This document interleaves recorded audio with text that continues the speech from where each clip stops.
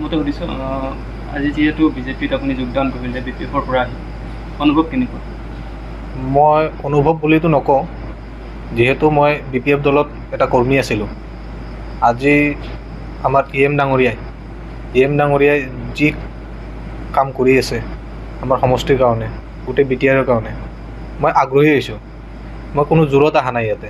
মোৰ ভাল লাগিছে, মানুহজনৰ কাম কাজখিনি মোৰ বহুত ভাল লাগিছে। সেইটো কাৰণে মই নিজে BJP দলত যোগদান কৰিম বুলি আজি আহিছোঁ তেওঁৰ ওচৰত, আৰু তেওঁ মোক ৱেলকাম কৰিছে, ভাল লাগিলে। এইখিনি আৰু মোদীজী যোনটো হাৰত আপোনাৰ জিতিবলৈ গৈ আছে, ইছবাৰ 400 পাৰ, গমেই পাইছোঁ, ৰাইজে গম পায়। তো মই কালিলৈকে কিয় ৰখোঁ? আজিয়ে মই যিহেতু বিজেপিৰ প্ৰতি মোৰ আকৰ্ষণটো আহিছে, তো আজিয়ে মই কামটো কৰোঁ, সেইটো ভাবি মই আগবাঢ়ি আহিছোঁ।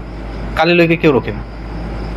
এইখিনিয়ে আৰু BPF দলৰ লগত কিবা আপোনাৰ হেৰি হৈছে নেকি, যাৰ বাবে আপুনি BPF দলক ইলেকশ্যনৰ ৰিজাল্টৰ এদিন পূৰ্বে আপুনি BPF দল ত্যাগ কৰিছে?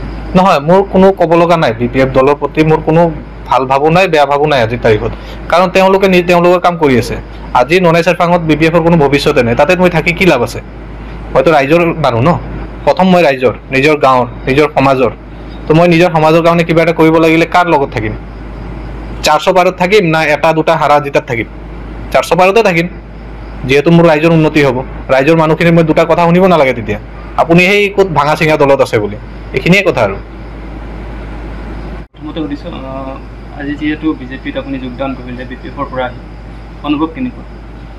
মই অনুভৱ বুলিতো নকওঁ, যিহেতু মই BPF দলত এটা কৰ্মী আছিলোঁ। আজি আমাৰ EM ডাঙৰীয়াই যি কাম কৰি আছে আমাৰ সমষ্টিৰ কাৰণে, গোটেই BTR-ৰ কাৰণে মই আগ্ৰহী হৈছোঁ।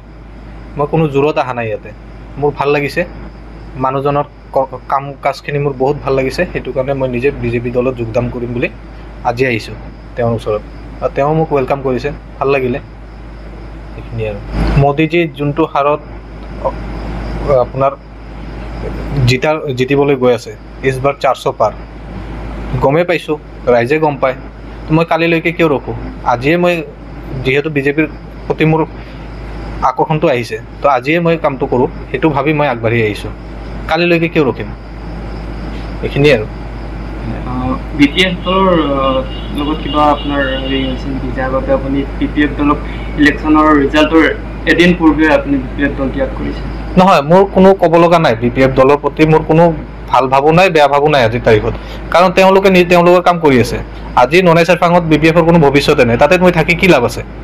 হয়তো ৰাইজৰ মানুহ ন, প্ৰথম মই ৰাইজৰ, নিজৰ গাঁৱৰ, নিজৰ সমাজৰ। তো মই নিজৰ সমাজৰ কাৰণে কিবা এটা কৰিব লাগিলে কাৰ লগত থাকিম? 400 পাৰত থাকিম না এটা দুটা হাৰা জিতাত থাকিম? 400 পাৰতে থাকিম, যিহেতু মোৰ ৰাইজৰ উন্নতি হ'ব। ৰাইজৰ মানুহখিনি মই দুটা কথা শুনিব নালাগে তেতিয়া, আপুনি সেই ক'ত ভাঙা চিঙা দলত আছে বুলি। এইখিনিয়ে কথা আৰু